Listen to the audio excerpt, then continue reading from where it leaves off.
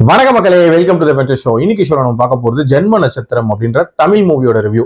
இந்த டைட்டிலை கேட்டவொடனே உங்களுக்கு ஃபர்ஸ்ட் ஞாபகத்துக்கு வர படம், அதுவும் நீங்க ஒரு 90s கிட்டா இருந்தீங்கன்னா கண்டிப்பா 90sல வந்த அந்த ஜென்ம நட்சத்திரம் படம் தான்.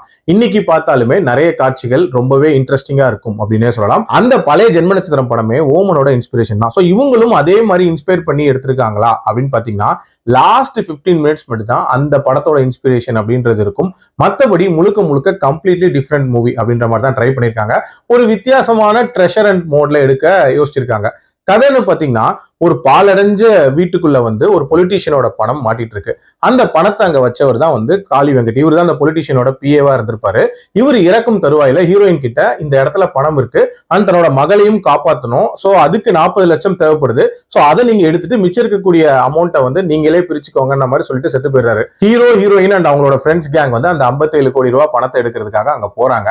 போன இடத்துல என்ன மாதிரியான சம்பவங்கள் நடக்குது, அந்த அரண்மனையில் இருக்கக்கூடிய அமானுஷங்கள் என்ன, டுவர்ட்ஸ் தி எண்ட் என்ன ஆகுது அப்படின்றது அந்த படத்தோட கதை. இந்த படத்தை ஒரு மாதிரி கேம் மோட்ல, அதாவது ஒரு ட்ரெஷர் அண்ட் கலந்த ஒரு ஹாரர் அப்படின்ற மாதிரி கொடுக்க யோசிச்சிருக்காங்க. அந்த ட்ரெஷர் அண்ட் மோடுக்கு ஏத்த மாதிரியான அந்த இனிஷியல் செட்டப் அப்படின்றதெல்லாம் நீட்டா இருந்துச்சு. ஒரு பாலடைஞ்ச பங்களா, அதுக்குள்ள பணம் இருக்கு, ஸோ இவங்க எப்படி அதை எடுக்க போறாங்க, அங்க என்ன இருக்க போகுது அப்படின்ற ஒரு எதிர்பார்ப்புலாம் ஸ்டார்டிங்ல இருக்கதான் செஞ்சிச்சு.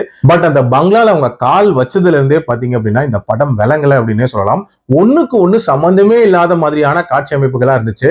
அதுலயும் பயங்கர கிளம்சியா இருக்கு. ஒருத்தருக்கும் என்ன நடக்குது, ஏன் சம்பந்தமே இல்லாம செத்து போறாங்க அப்படின்ற மாதிரி பயங்கர கன்ஃபியூஸ்டாவே சொல்லியிருந்தாங்க.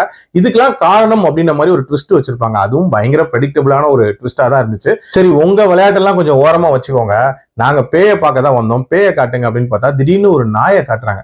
நாயை வச்சு பயமுறுத்தலாம் அப்படின்ற மாதிரி பிளான் போட்டிருக்காங்க. சரி, அந்த நாயவாது கொஞ்சம் டெரரா டிசைன் பண்ணணும்ல, பாதி காசு தான் கிராபிக்ஸ்க்கு கொடுத்துருப்பாங்க போல இருக்கு. ஆடி தள்ளுபடியில டிசைன் பண்ணப்பட்ட ஒரு நாய் மாதிரி தான் இருந்துச்சு. சுத்தமா பயம் அப்படின்றது வரவே இல்லை. சாத்தான் வழிபாடுங்கிறாங்க, ஆன்டி கிரைஸ்ட்ங்கிறாங்க, லாட்டின் லாங்குவேஜ்ங்கிறாங்க, கடைசி வரைக்கும் அந்த பயம் அப்படின்றது இல்லவே இல்லை.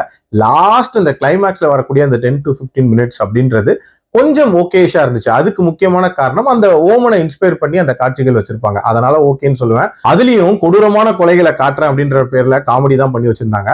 ஓவரால் என்ன பொறுத்த வரைக்கும் ரொம்ப சுமாரான படம். என்னோட ரேட்டிங் இந்த படத்துக்கு 2.2 out of 5. என்ன பொறுத்த வரைக்கும் ஸ்கிப் அப்படின்னு தான் சொல்லுவேன். அடல்ட் கண்டென்ட்டை பொறுத்த வரைக்கும் பிளட் ஷெட் இருக்கு, பாத்துக்கோங்க. மீண்டும் அடுத்த விமர்சனத்தில் சந்திக்கிறேன். நன்றி, வணக்கம்.